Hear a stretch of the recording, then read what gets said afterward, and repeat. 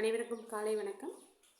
இங்கே பாருங்கள், சுகி மகி ரோட்லேருந்து சின்ன குட்டிங்களா பிடிச்சிட்டு வந்தேன்.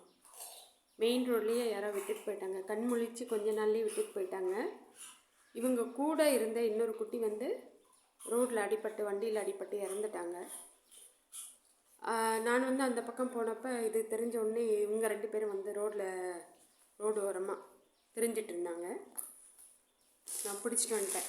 என்னை விட்டுட்டு வந்தால் கண்டிப்பாக அந்த குட்டிக்கு நடந்த மாதிரி இந்தடா மகி இந்தா சுகி இந்தா அந்த குட்டிக்கு நடந்த மாதிரி இவங்களுக்கும் நடந்துடும் பயந்துட்டு டக்குன்னு கட்டப்பையில் தூக்கி போட்டுட்டு இருந்தாங்க. இங்கே ஏற்கனவே நிறைய பெரிய பப்பி இருந்தது போட்டிக்கொள்ள. அதனால் இவங்களை மாடி படிக்கட்டில் விட்டேன். இவங்க பேரே படிக்கட்டு குழந்தைகள். இவங்க மாடியிலேயே தான் வளர்ந்தாங்க. சின்ன குட்டிங்கள்லேருந்து மாடியிலே தான் வளர்ந்தாங்க. எந்த குறும்பும் பண்ண மாட்டாங்க, எந்த சேஷ்டையும் பண்ண மாட்டாங்க, கத்த மாட்டாங்க.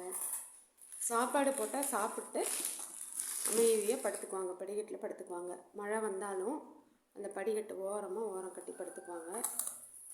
ரொம்ப ரொம்ப நல்ல பிள்ளைங்க, ரொம்ப நல்ல பிள்ளைங்க.